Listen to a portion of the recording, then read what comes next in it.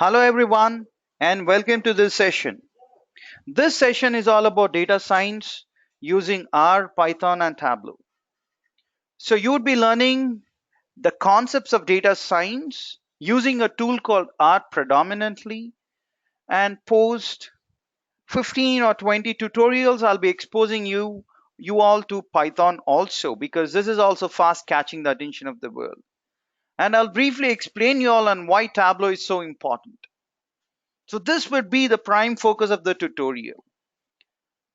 And as a data scientist, you all should be briefly aware of what is Hadoop, what is that ecosystem all about, right? And you can probably explore SAS also. I'll be explaining you all on what is the current status of SAS. So even before we get started, let me quickly introduce myself to you all. That's my name, Bharani Kumar. I'm an alumnus of IIT Hyderabad and Indian School of Business. When it comes to the bunch of professional certifications that I possess, I have these three certifications from Project Management Institute, which is arguably the number one institute when it comes to project management space.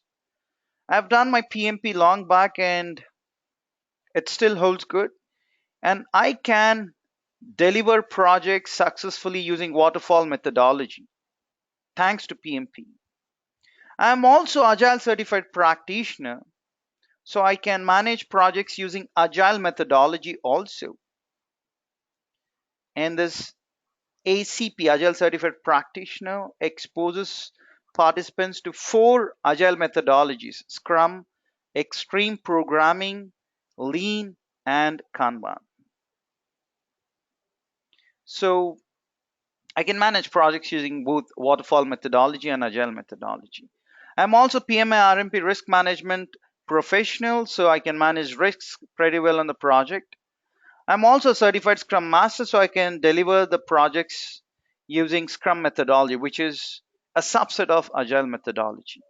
I've done my Lean Six Sigma Green Belt, Black Belt, and Master Black Belt, and I've done those from RABQSA, Registered Accreditation Board, Quality Society of Australasia. I've been dealing with statistics since long. I'm also ITL certified. It is heavily implemented in service industry. I've done my Agile PM, which is dynamic system development methodology. So organizations which want to move from waterfall to Agile might want to actually check whether Agile will work well or not. So in between these two major methodologies, you have another methodology which is called as DSDM Attern. Yep.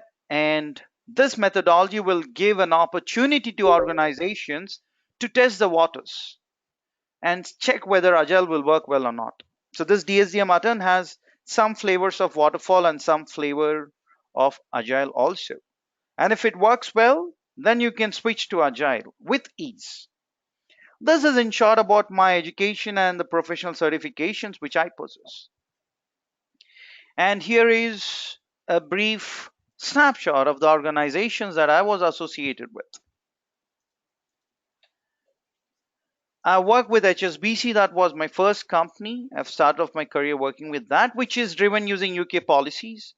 Then I have moved on to join ITC Infotech, which is driven using Indian policies for small, medium enterprises. Then I have joined Infosys, which is driven using Indian policies and the large enterprises. And the last company that I was associated with as an employee is Deloitte, which is driven using US policies. So I've more or less covered the major geographies. And I am a data scientist as part of my profession. I do a lot of research in analytics, in deep learning, and Internet of Things. This is in short about my introduction. What would you learn as part of this tutorial is here in a nutshell once again. We would be predominantly dealing with this programming language called R, but towards the mid, I will start introducing you all to another programming language called Python, because this is also fast catching the attention of the world.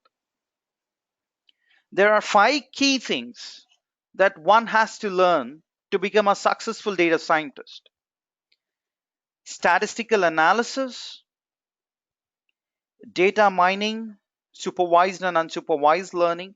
Data mining is also called as machine learning, and this is heavily used in the space of artificial intelligence. I'll briefly touch upon all of these things. You will also be learning about text mining and natural language processing, and data visualization using Tableau, forecasting using time series. Or forecasting is also called as time series for that case. These concepts would be sufficient for you all to switch your careers into data science and to be a successful data scientist. Let me also explain you all this on what does it take for you all to become a successful data scientist. These are the 4 core concepts which one should be aware of: statistical analysis, data mining, forecasting, and data visualization. If you know these 4 concepts, you can start applying for opportunities in the space of data science, and you would come up with flying colors, no doubt about that. And this is what I recommend: attend all the sessions diligently without fail, right? And a lot of people ask this question to me that, hey, I've been working in banking industry since 10 years. Can I now move towards data science? Oh yes, absolutely. Because you have accrued 10 years of domain knowledge. If I ask you to build a prediction model to predict on who would default on the loan, then you know for a fact that there are a lot of parameters that have to be considered, such as CIBIL score of the person, whether the person is married or not, whether the person possesses vehicle or not, whether the person already has a home loan or not. All these factors would help you predict on whether a person would default on the loan or not. So this banking domain knowledge is pivotal for you to get placed or get into data science. There are a lot of people who keep telling me that, hey, I'm from life sciences healthcare background. Life sciences healthcare. If you're from this background, you would have accrued domain knowledge over a period of years. And if I asked you to predict on whether a patient would be diagnosed with cancer or not, then you know what are the variables which would help you predict this, since you were already into life sciences healthcare. In this way, the prior experience that you have towards domain would come in extremely handy, and that is what the industry expects, right? All right. And another thing is practice. Practice makes you very perfect, no doubt about that. So 60 hours of online training roughly, followed by 70 hours of assignments. Assignments would be a little tricky.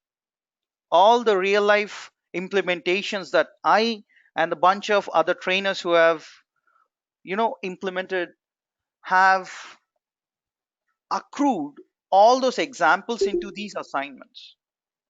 So it will help you a lot. Do these assignments without fear. And towards the end, once you submit your assignments, you would be given an opportunity to work on 2 live projects. And this would be the changing point for you. Post which you are good to go appear for interviews. Of course, we will help you with the interviews also. We would conduct a lot of mock interviews on you and thereby explain about your strengths and weaknesses. And that will help you become a successful data scientist and get into this profession.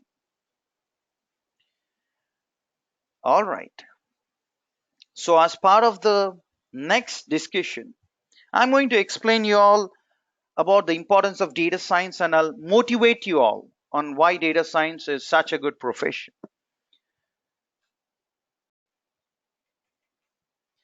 So time to motivate you all. Let me try doing that. We are getting drenched in data and we are starving for knowledge. Needless to say that. This image is of Mars rover, which is on planet Mars. Not just the things which are on planet Earth are generating data, things which are extraterrestrial outside the planet Earth are also generating data for us.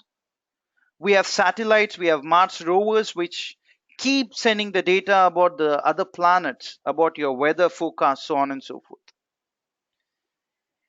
Each time you swipe your credit card or debit card, or each time you perform an online transaction, it's a data point that is getting captured.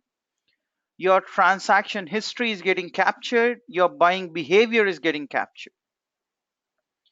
And we have stock market in almost all the nations.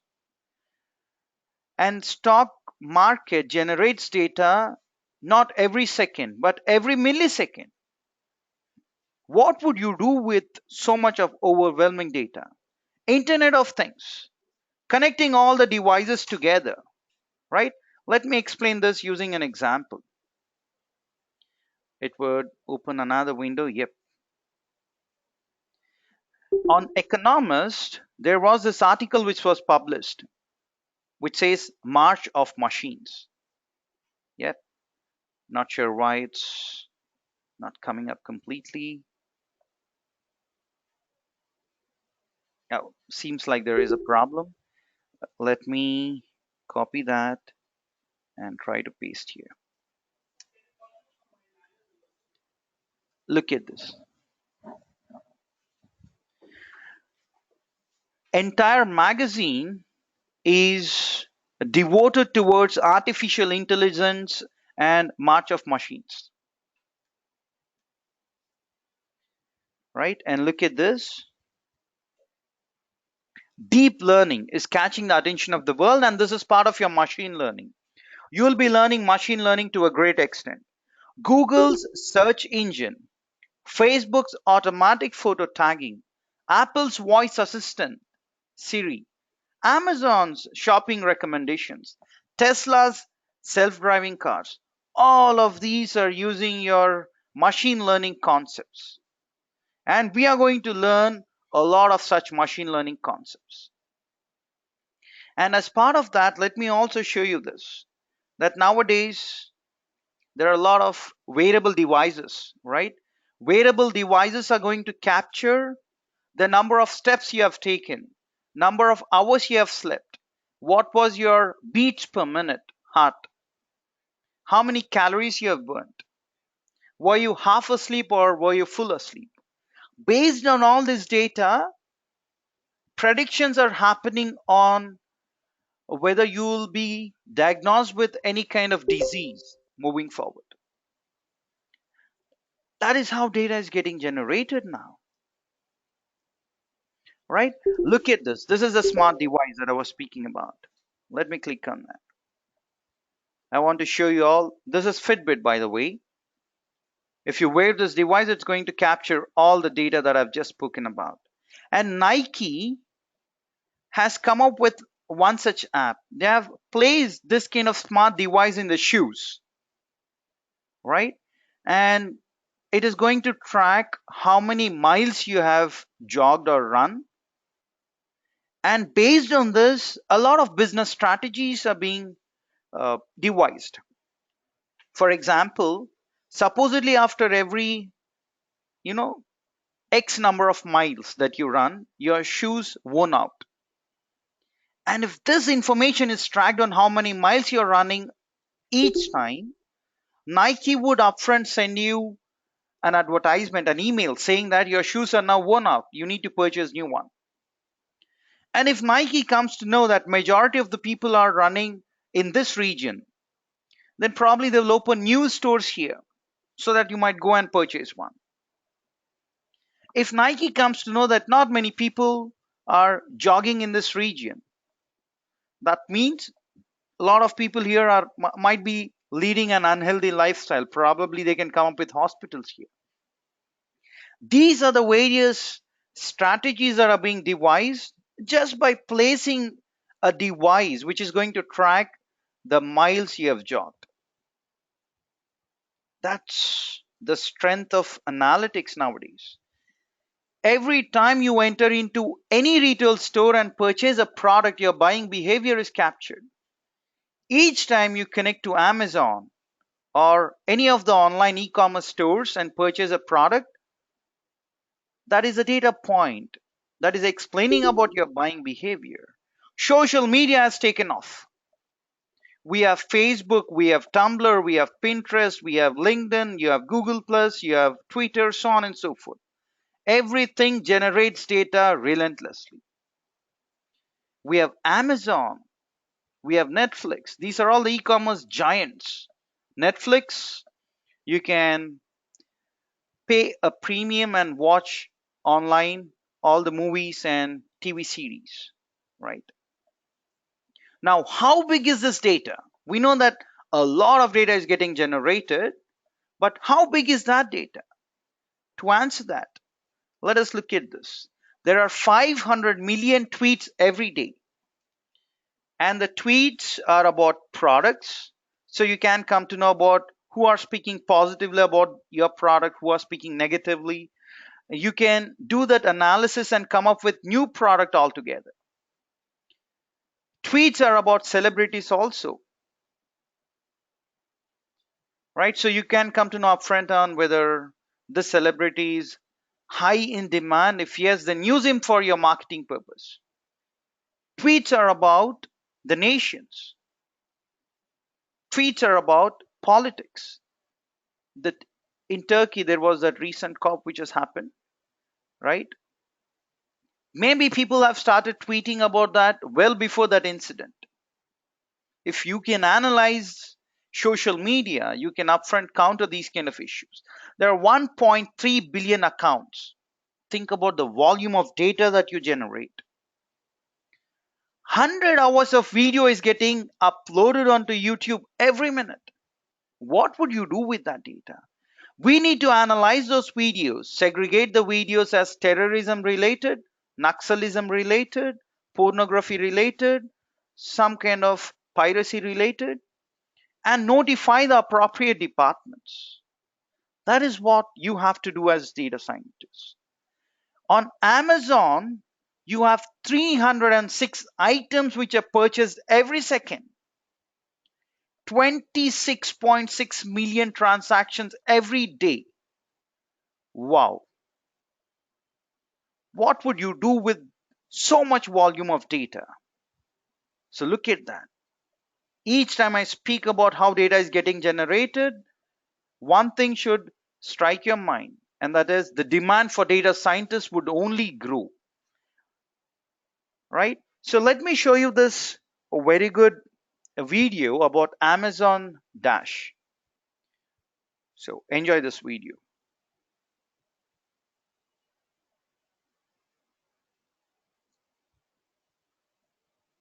Here you go.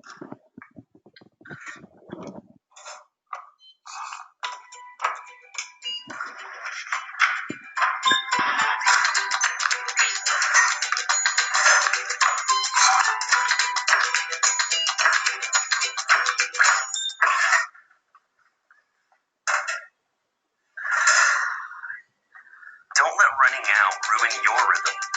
Introducing the Amazon Dash button for Prime members. A simple way to reorder the important things you always run low on so you'll never run out. Set it up to order what you want, then press it when you're running low. Get an order alert on your phone so it's easy to cancel if you change your mind. And with Prime shipping, you'll get new products delivered to your door before you run out and never miss a beat.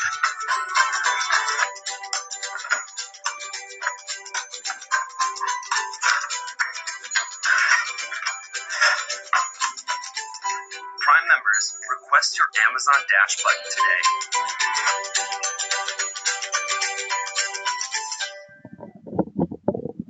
Look at that. Amazon Dash.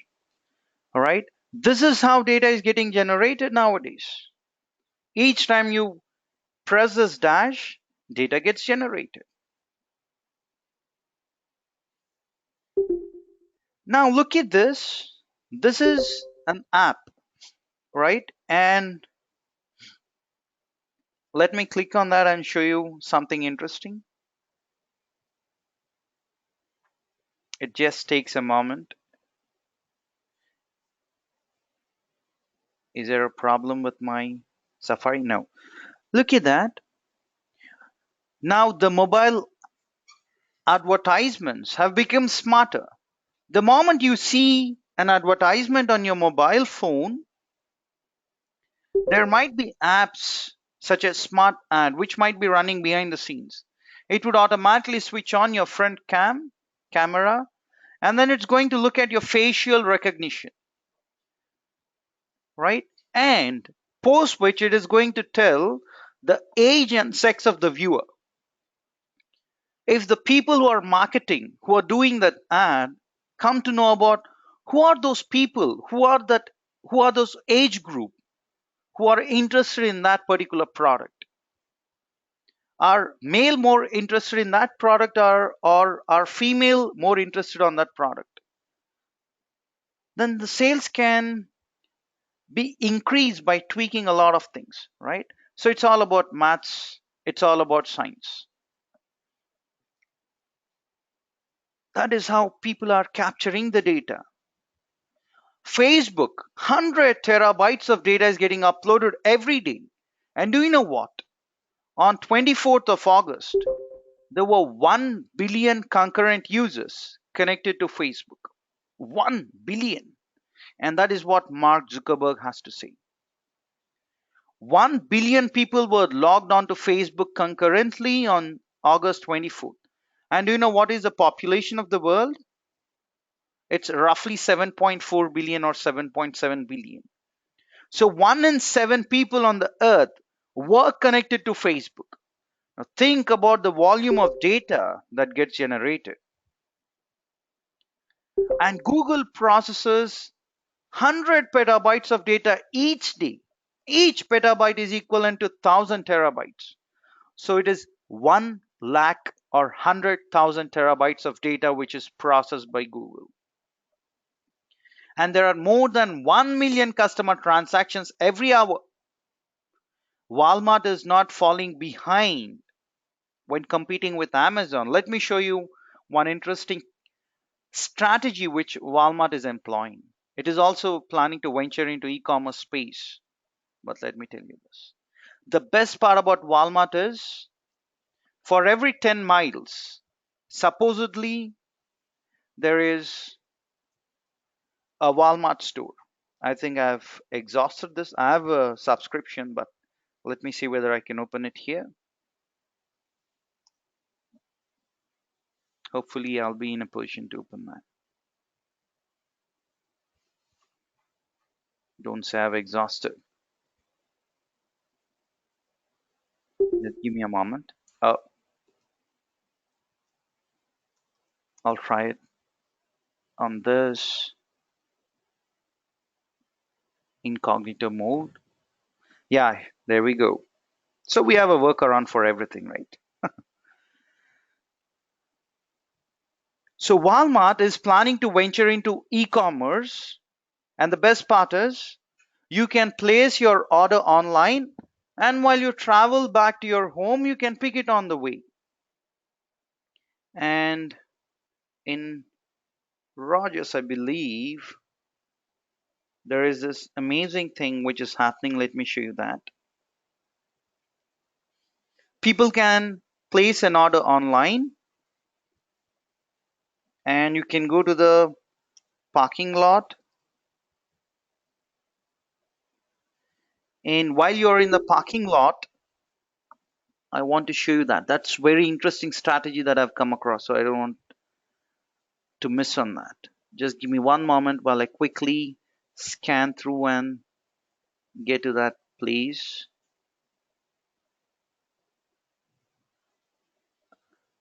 Waltons, that's Amazon. That's Amazon once again.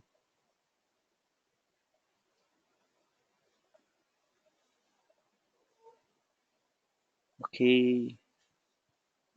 So Walmart's e-commerce effort, they're spending a lot of effort on that. And yep, look at that. In Rogers, online shoppers park in special bays and using their Walmart app, a signal is sent to the staff and the staff is going to roll out crates of groceries, load them briskly into the waiting vehicles and send shoppers on their way. Wow. And I believe this strategy of Walmart would take on the e-commerce giants. This is how data is getting generated. Data from your app, the moment you get into the shopper's park, right? A signal is sent, then the staff would automatically come. So all this is happening behind the scenes thanks to the data which is getting generated. And Alibaba, what a company this is from China, right? On Singles Day is celebrated by those people who are not married, right? And on that single day, $14.3 billion of transactions were performed on single day. Think about the amount of data which is getting generated. Yeah. And let me tell you one more thing, that now all we are doing is we are using, just give me a moment. Let me open that incognito mode. Yep. So we are using the 4G network now, right? If we get into 5G, fifth generation, already testing is going on, right? By AT&T and Verizon, first and second, or second and first respectively. AT&T, America's second largest mobile operator, they've already started prototyping the 5G network. Verizon, the number one in US, has also started doing similar kind of prototyping. South Korea, which has the world's largest number of internet users, is planning to launch a 5G network, right, by Winter Olympics in 2018. Japan wants to follow the suit in Summer Games in 2020. What is the implication of 5G network? It is amazing. 10 gigabytes per second, that would be the speed of your internet connection. And the response time would be less than a millisecond. You need not even wait for a second. And what is the further implication of that? The amount of data that is getting generated would increase by thousandfold by the first half of 2020. So think about the amount of data that we have now. What would happen by 2020? And what would happen to the demand of data scientists? Now let me show you this. That data scientist as a profession has been named as the sexiest job of 21st century by Harvard, which is arguably the number one B school. Let me close that and let me move to this. Look at that. Data scientist is the sexiest job of the 21st century. When they have made that statement, world was not taking it seriously, but now, 4 years down the lane, entire world, all the CEOs, all the stalwarts of the business world have started taking it seriously. They've also made this alarming statement that the shortage of data scientists is becoming a serious constraint in some sectors. Now, everyone would agree with me if I say that this shortage is a serious constraint in all sectors. The moment I say that, you might get a thought on what would that shortage be. Let me show you this. McKinsey has done a research and they say this: the data scientist job shortage would be to the tune of 140,000 to 190,000 people in United States alone by 2018. Let me show you that. We are still in 2016, so world is a little naive still. But look at this. By 2018, United States alone could face a shortage of 140,000 to 190,000 people with deep analytical skills and 1.5 million managers. That is the kind of job shortage that we are looking at. Also, Times of India has published this, that data scientists would earn more than chartered accountant. And this was published in the front page. Look at that. Harvard anyways has named in 2012 that data scientist would be the sexiest job of 21st century. Glassdoor has followed the suit by saying that this would be the best job of the year for 2016.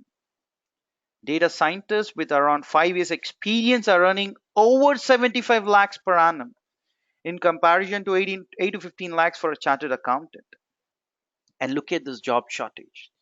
India will face a demand supply gap of 2 lakh analytics professionals over the next 3 years.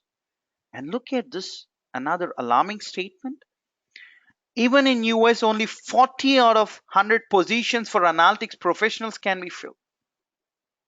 And in US, data scientists get upwards of $200,000 per annum. If you're still not convinced, let me show you Forbes salaries of data scientists.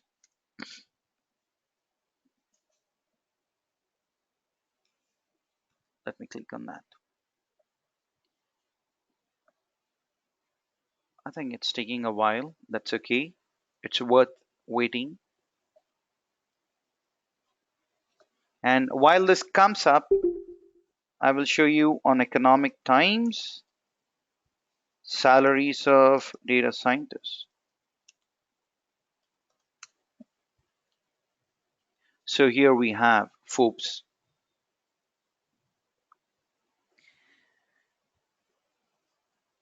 Unicorn data scientists are hard to find and are paid $200,000 upwards per annum, even if they don't know how to code. This has to be taken seriously by each and every one. Don't get bogged down by the code. You are not paid for the coding that you do. You are paid for your analytical capabilities, for the techniques that you implement. The moment you do a Google search or search the internet, you'll find the code. All you need to do is tweak it. So don't get bogged down by the code, and this should not be your driving force. And here we go. In September 2014, there was an article published on Economic Times, and this is what they have to say. Salaries of chief data scientists with over 10 years of experience in maths and stats are regularly touching 1 crore mark. Mobile commerce player Paytm, who were planning to hire a team of 8 data scientists in Canada, were planning to pay $250,000 each per annum. People who are getting 60 to 70 lakhs are now being offered 1.2 crore. And your e-commerce giants, Flipkart, Snapdeal, Amazon, Walmart, are filling the pockets of data scientists with some fat salaries. And earning 50 lakhs on average annually has become a norm. If you're still not convinced, let me open the job portal, which is very famous in India, Naukri, and let me do this search live. Data scientists. There are 7,627 jobs. And let me scroll and speak about a few salaries. 16 to 25 lakhs is what you will get paid for 4 to 8 years of experience. So for each year of experience, multiply it with 4 lakhs per annum. Yep. And 35 lakhs to 50 lakhs and above per annum for 9 to 14 years of experience, people. Now, this is all live. Yeah. If you guys are still not convinced, let me go to Google Trends and show you all live on what is happening to the demand for this profession called data scientist.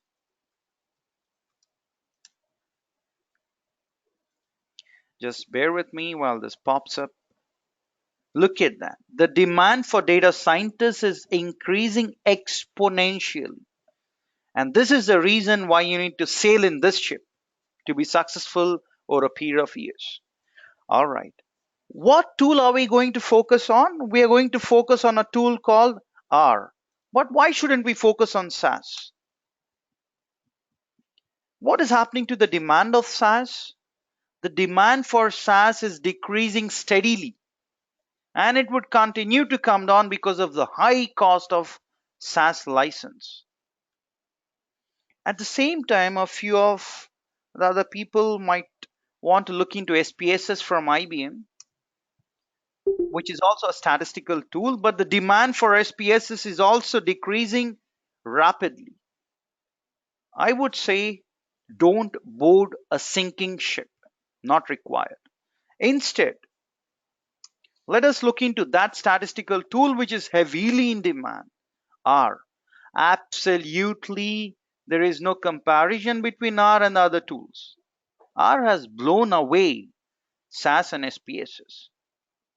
And if you want to look into R versus Python, then I would say both of these are equally in demand. Let me show you this.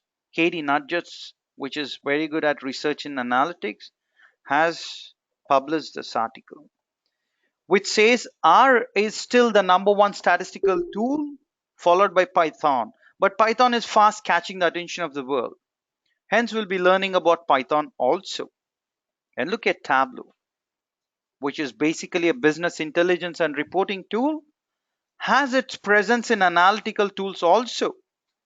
That is the strength of the tools that we are going to learn. All right. So in the next part, I'll quickly explain about Tableau. Why is it so important? And I'll get started with the basics of statistics.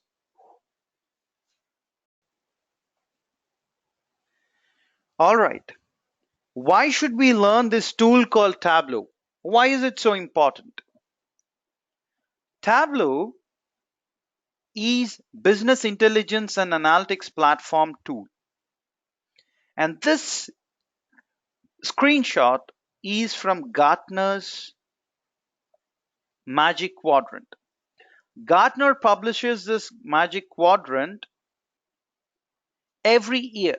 It publishes this quadrant for web technologies, data warehouse, and all the different technologies, methodologies available.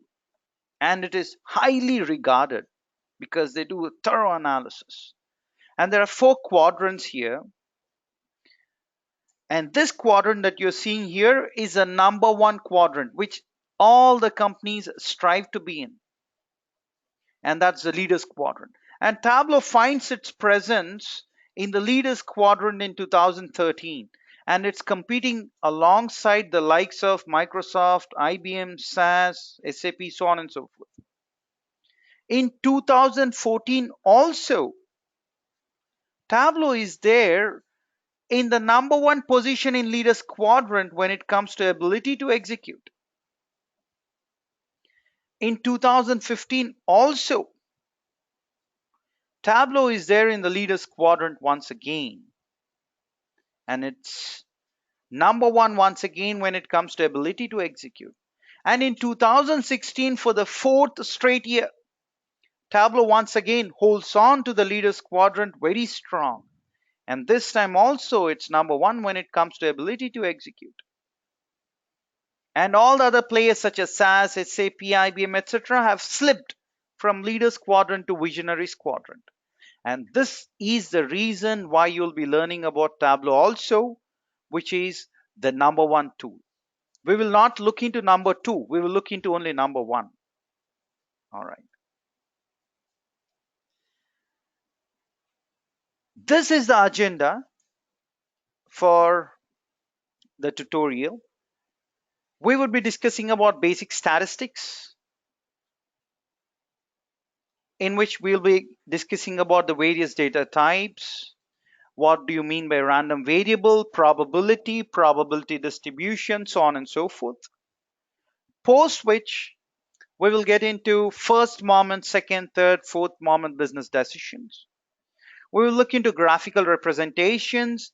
We will build a very simple prediction model followed by some amount of hypothesis testing. I will get started right from the basics. Now let us do this. As a data scientist, the very first step is to find out what are the data types of the data which is provided to you. And the data can be broadly classified into two categories: continuous and discrete. Anything which can be represented in decimal format, which makes sense, is classified as continuous data. For example, I can say that my weight is 85 kgs. It makes sense, right? If I say I weigh 85.4 kgs, it makes sense. Despite representing in decimal format, it makes sense. If I say I weigh 85.43 kgs, it still makes sense. So the moment some data makes sense, if I represent that in decimal format, it is called as continuous data. Your price, if you go to any gas stations or petrol pumps, 1 liter fuel, 1 liter petrol would cost you what, 69 rupees? It can also cost you Indian rupees. If it says 69.6 rupees, still it makes sense for you. If it is 69.69 rupees, then still it makes sense for you, right? So if you represent something in decimal format, and if it makes sense, that is called as continuous data. Time, right? Cost, distance, all these classify to be called as continuous data. All right, then what is this discrete data? If I represent any data in decimal format, and if it does not make sense, it is called as decimal data. For example, I can say I have one laptop, or I can say I have two laptops. Can I say I have 1.5 laptops? Does it make sense? No, it doesn't make sense. If it does not make sense, it is called as discrete data. I can say I have one car, I can say I have two cars. Can I say I have 1.75 cars? Does it make sense? No.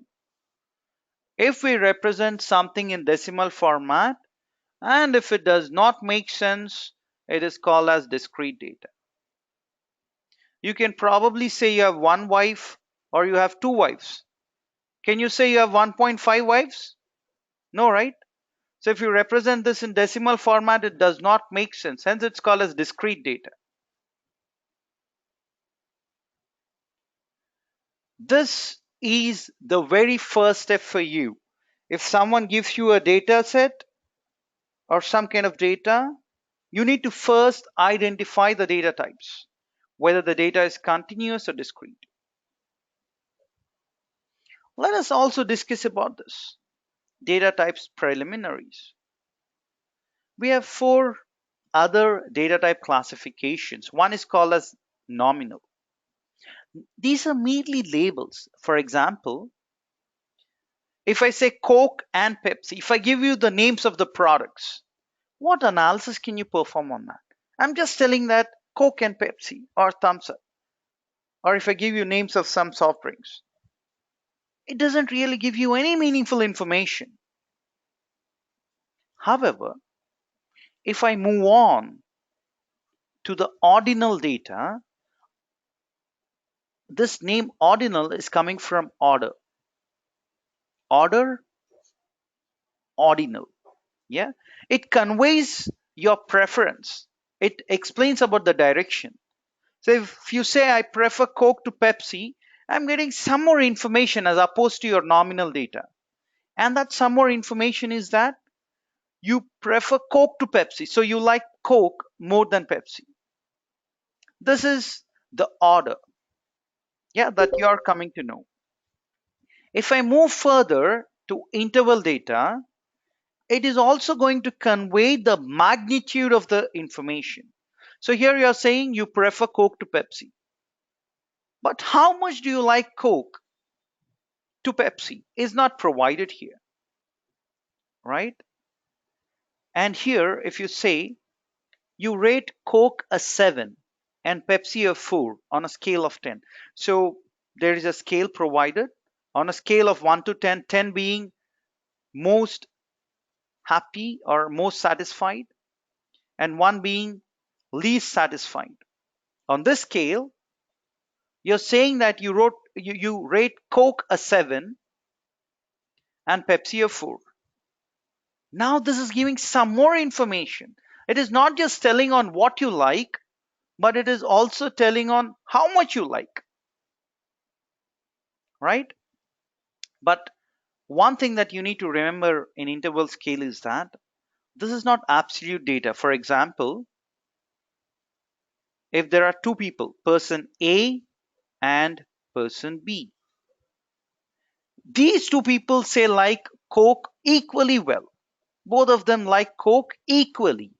However, when you ask them to rate this product on a scale of 1 to 10, the way they're going to rate depends on each person.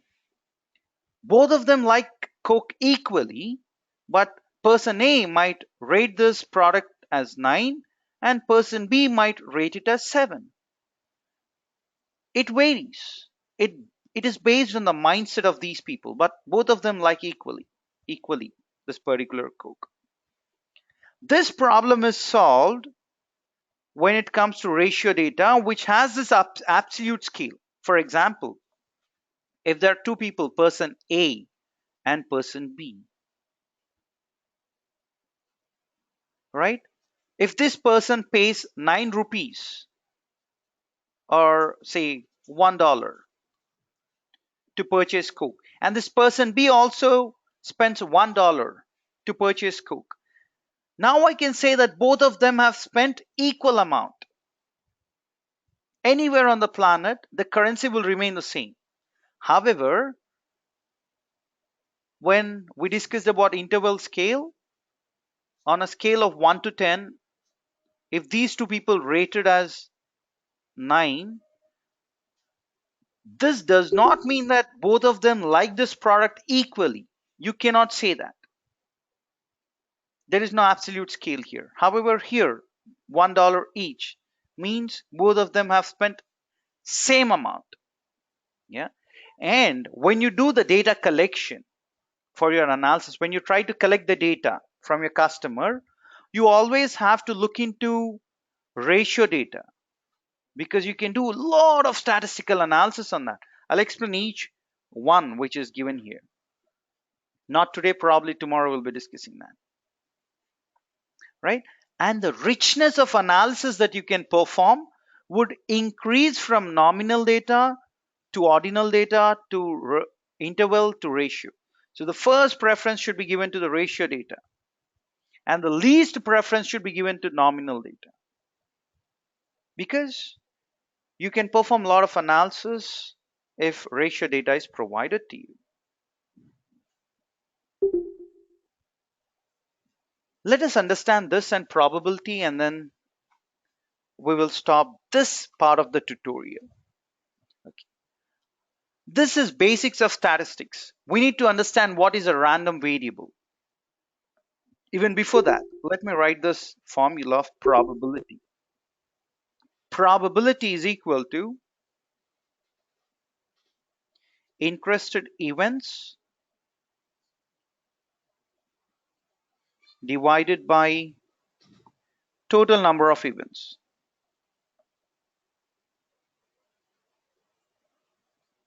All right. What is a random variable? A random variable describes the probabilities for an uncertain future numerical outcome of a random process. It was a difficult statement for me to understand. I'm assuming it is the same for you all also. So let us divide this into two parts and then let us analyze. Let us first analyze and try to understand what is variable.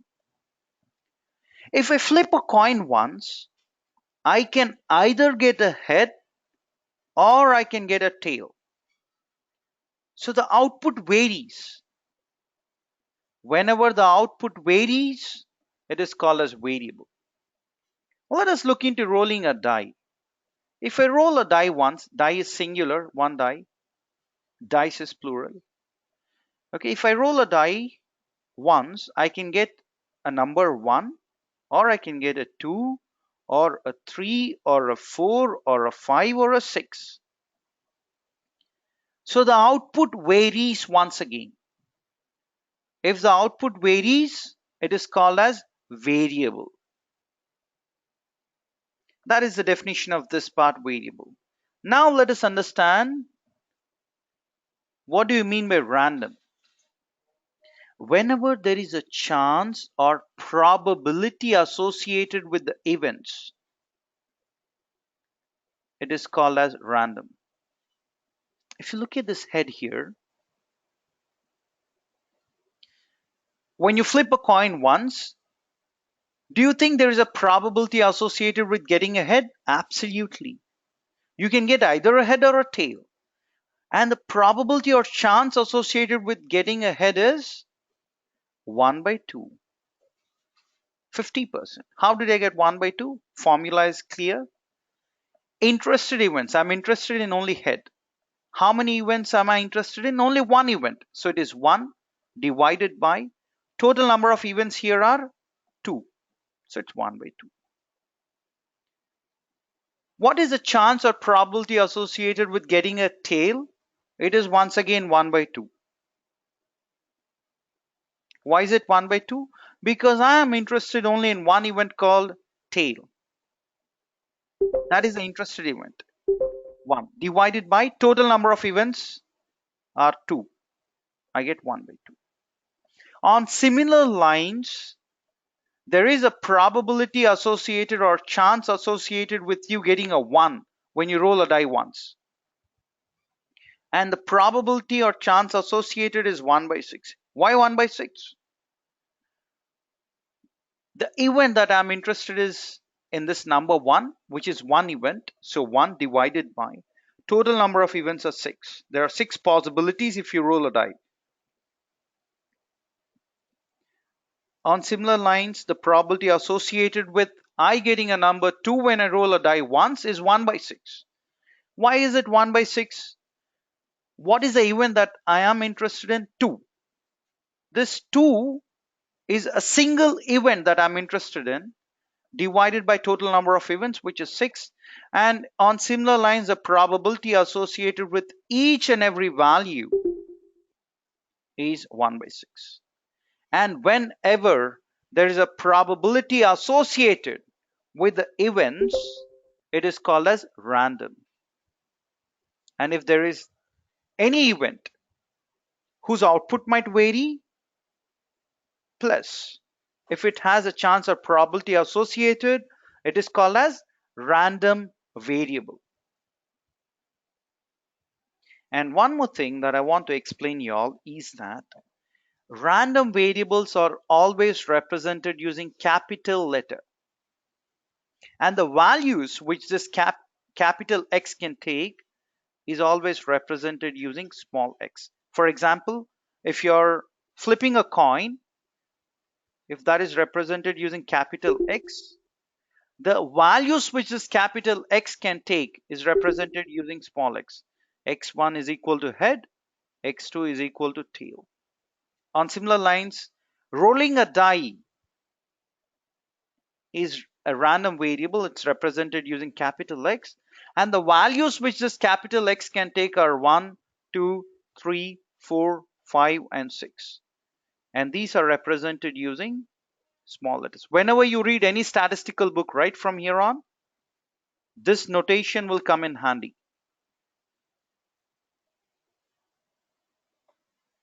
All right. Let me now explain further about probability. I'm pretty sure majority of y'all have played cards. The total number of cards in a card deck is 52.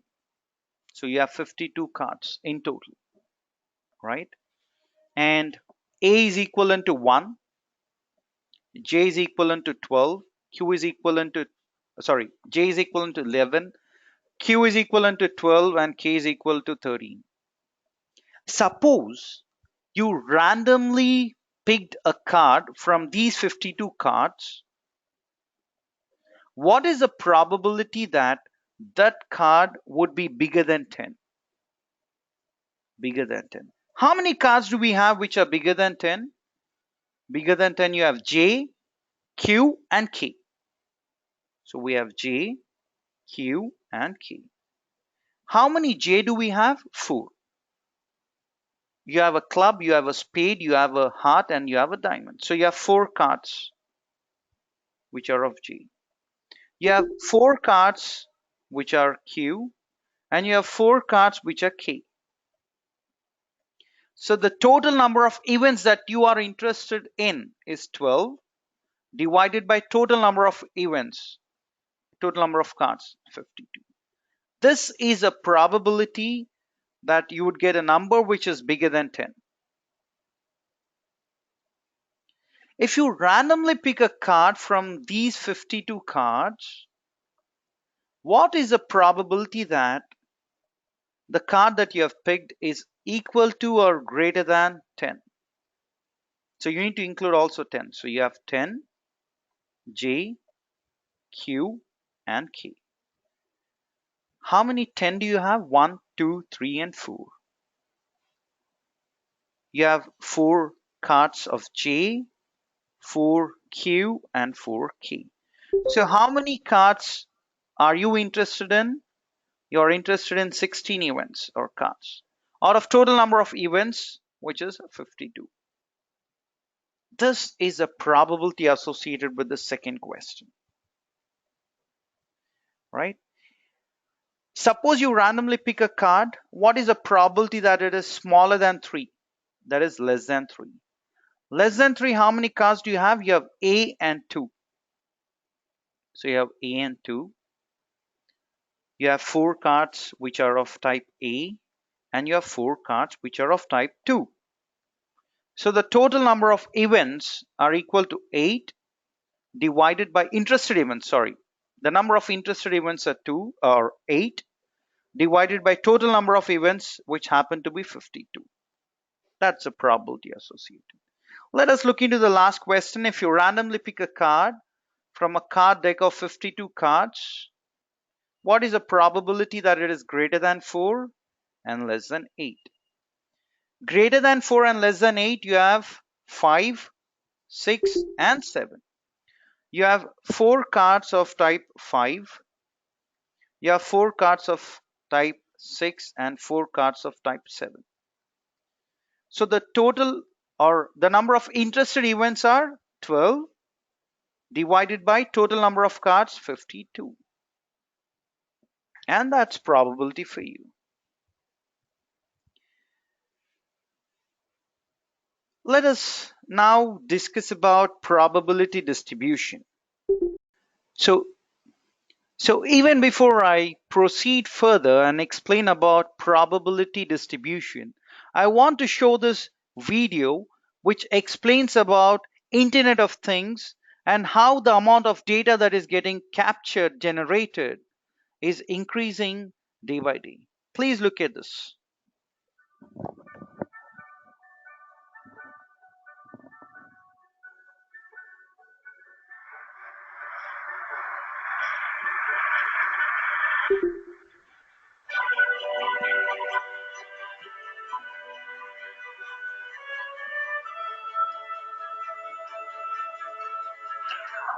What the public saw as magic was actually a carefully orchestrated feat of technology. We mounted an ADS-B antenna on the roof of a nearby building to read live data directly from each aircraft's transponder within 200 kilometers. All aircraft emit radio waves containing their speed, altitude, GPS location, and a call sign. Our antenna was connected to a PC with a custom-built application, which identified the British Airways planes and sent the data to our cloud server that controlled the billboards.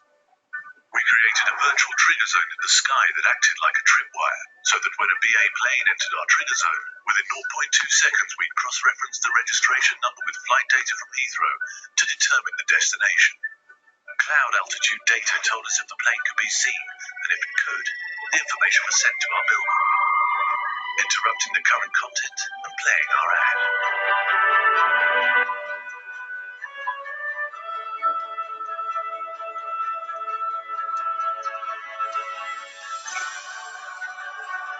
We targeted the moment a plane flies overhead, inspiring our audience to share what they saw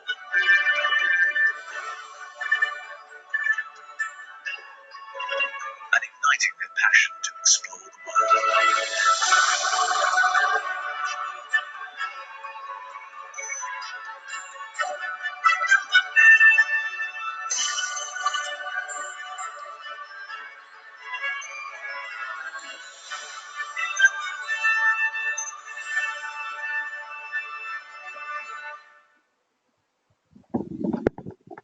That was such a cool implementation. They have used Internet of Things, captured the data, used it for marketing purpose, increased the sales, increased the interest in people who wanted to explore the world. And that is where we stand today. All right. Let us discuss about probability distribution now. Here we have the daily sales of large flat panel television set, and this is your random variable. And we know for a fact that random variables are always represented using capital letter. And the values which this random variable can take are as follows. Either you can sell one television set, or either you can sell 0 television sets, or you can sell one television set, or you can sell 2, or you can sell 3, or you can sell 4 television sets, right? And there is also probability associated with selling each television set. Probability of selling 0 television sets is 0.4. Probability of selling one television set is 0.25. Probability of selling 2 television sets is 0.2. Probability of selling 3 television sets is 0.05, and 4 television sets is 0.1. If you can, or let us first calculate this. What is the probability of a sale? If you sell at least one television set, you can say that you have sold something, right? So you can either sell one television set, or 2, or 3, or 4. If you do any of these, it is called as probability of you doing a sale. Probability values are provided here. So all you need to do is add all these values, which turns out to be 0.6, and that is a probability of a sale. Probability that you have sold something. If you sell 0 television sets, you have not sold anything. Yeah. Now let us look into this next question, which says, what is the probability of selling at least 3 television sets? At least 3 means greater than or equal to 3. If you sell 3 television sets or 4 television sets, it means you have sold at least 3. And if you add the corresponding probabilities, you get 0.15. And that is a probability of selling at least 3 television sets. This is fine, but what is probability distribution? If I can represent the random variable on the x-axis,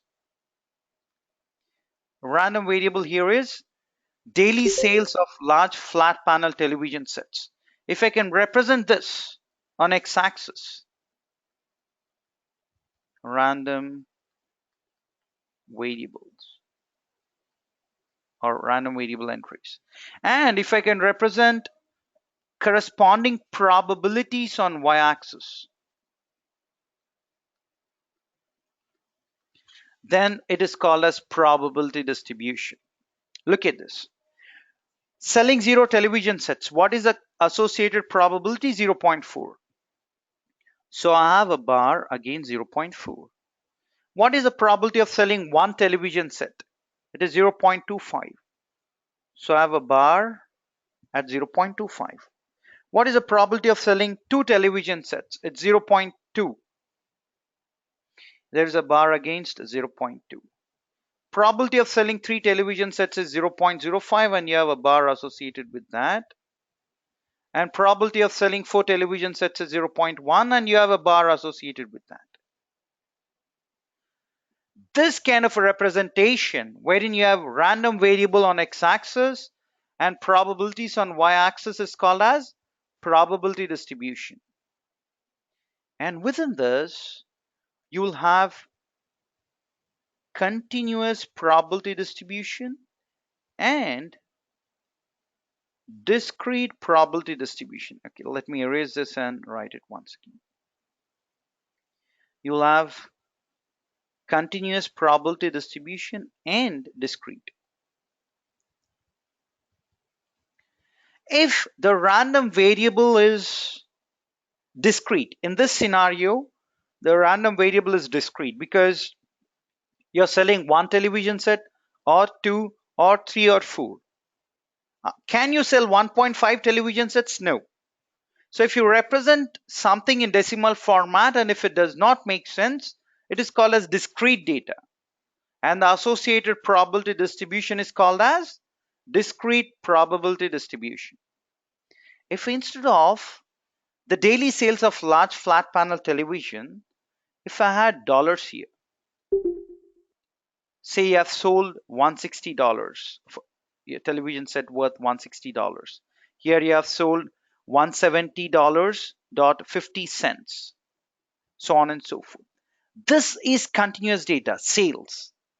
And the associated probability distribution would be called as continuous probability distribution. And this is the end of probability distribution for us.